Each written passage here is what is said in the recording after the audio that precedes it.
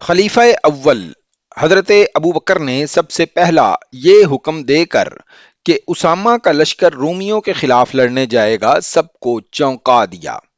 یہ موقع کسی اور جنگی مہم کے لیے موزوں نہ تھا۔ رومیوں پر حملہ بہت بڑی جنگ تھی جس میں مسلمانوں کی پوری جنگی طاقت کی ضرورت تھی، لیکن دوسری طرف یہ صورت پیدا ہو گئی تھی کہ بیشتر قبیلوں نے نہ صرف بغاوت کر دی تھی بلکہ بعض نے مدینے پر حملے کے لیے متحد ہونا شروع کر دیا تھا۔ یہودی اور نصرانی خاص طور پر مدینہ کے خلاف سرگرم ہو گئے تھے۔ اس کے علاوہ جھوٹے پیغمبروں نے الگ محاذ بنا لیے تھے۔ طلحہ اور خصوصاً مسلمہ نے جنگی طاقت بہت جمع کر لی تھی۔ اسلام بہت بڑے خطرے میں آ گیا تھا۔ حضرت ابوبکر کے حکم کا پس منظر یہ تھا کہ تبوک اور موتا کے مارکوں کے بعد رسول اکرم نے یہ ضروری سمجھا کہ رومیوں پر حملہ کر کے ان کا دم خم توڑا جائے۔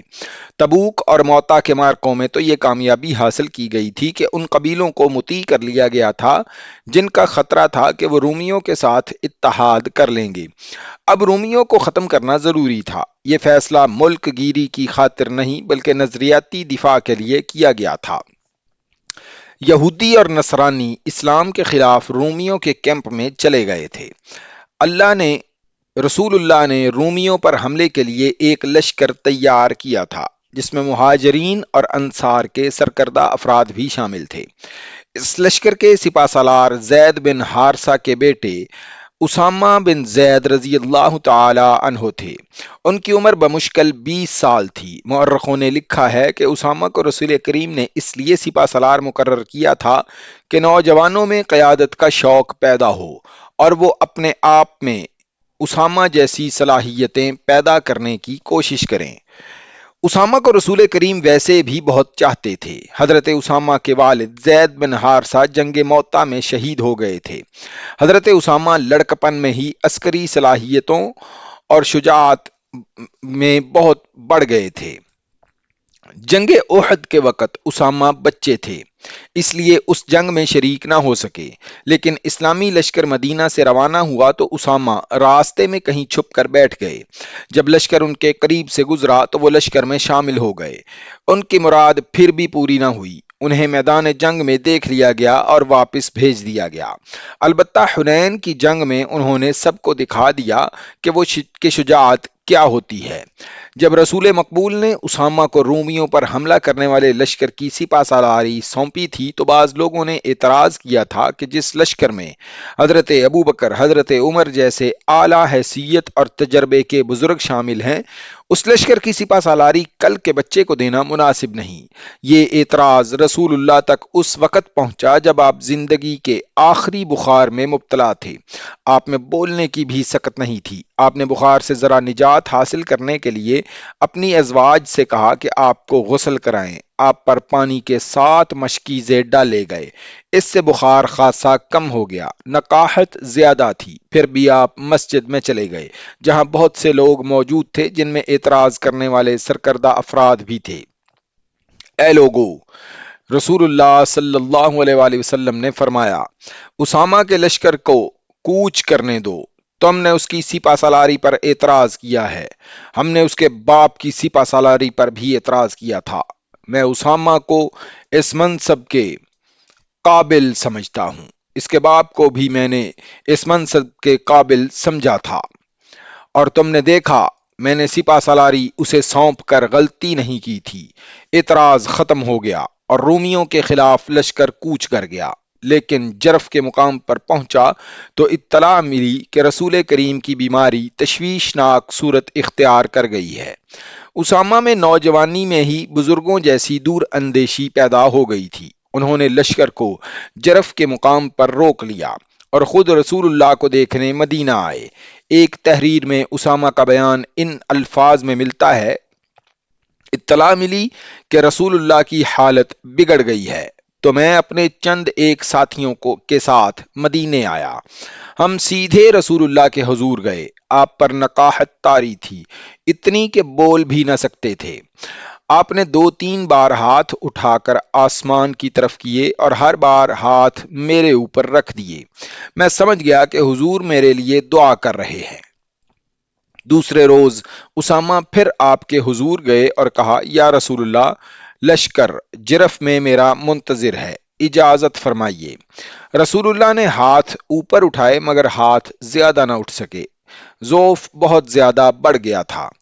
उसामा दिल पर गम का बोझ, आंखों में आंसू लेकर रवाना हो गए। थोड़ी ही देर बाद रसूल करीम सल्लल्लाहु अलैहि वसल्लम विसाल फरमा गए। कासिद उसामा के पीछे दौड़ा और रास्ते में जा लिया। उसामा ने हुजूर के विसाल की खबर सुनी, घोड़ा सरपट दौड़ाया, अपने लश्कर तक पहुंचे। हुजूर के विसाल की खबर ने लश्कर में कोहराम बपा कर दिया। उसामा लश्कर को मदीना वापस ले आए। खलीफा अव्वल की बैत हो चुकी थी।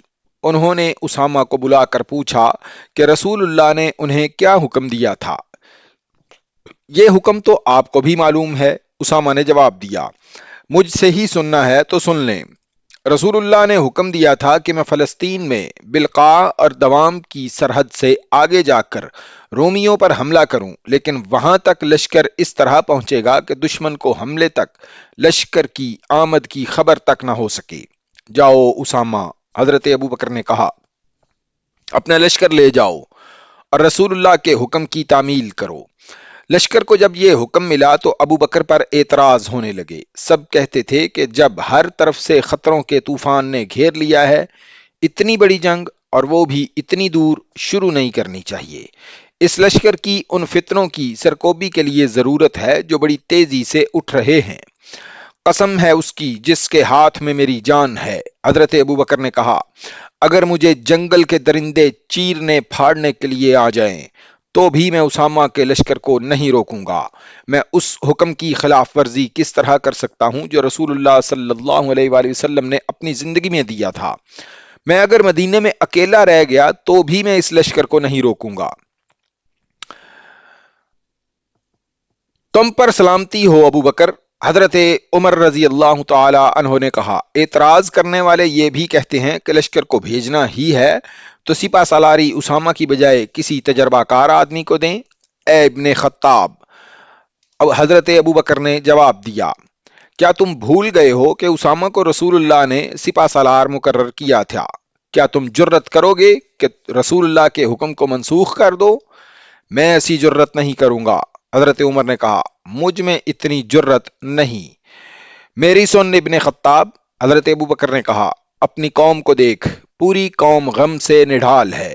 गम के साथ साथ एक खौफ है जो हर किसी के दिल में उतरता जा रहा है। ये खौफ उन बगावतों का है जो हमारे इर्द गिर्द उठ रही हैं। हर रोज एक खबर आती है कि आज फलां कबीला बागी हो गया है, बाज कबीले इस्लाम से मुनहरिफ हो गए हैं, अभी भी इस्लाम खतरे में आ गया है, और मदीना भी। यहूदियों और निसरानियों ने बड़ी खौफनाक अफवाहें फैलानी शुरू कर दी हैं। उनसे और ज्यादा खौफ फैल रहा है। अगर हमने रोमियों पर हमला रोक दिया तो दो नुकसान होंगे। एक ये कि कौम समझेगी कि हम कमजोर हो गए हैं। दूसरा नुकसान ये कि रूमी और मजूसी हमें कमजोर समझकर हम पर चढ़ दौड़ेंगे। मैं कौम को ये बताना चाहता हूं कि हम कमजोर नहीं हो गए। रसूलुल्लाह की रूह मुकद्दस हमारे साथ है, हमारा अल्लाह हमारे साथ है। मैं कौम के हौसले और जज्बे पहले की तरह मजबूत रखना चाहता हूं। रसूलुल्लाह सल्लल्लाहु अलैहि वसल्लम के नक्शे कदम पर चलना मेरा फर्ज है। हजरत उमर को इस इस्तदलाल ने मुतमईन कर दिया। हजरत अबू बकर सिद्दीक ने कूच का हुक्म दे दिया और लश्कर मदीना से रवाना हो गया।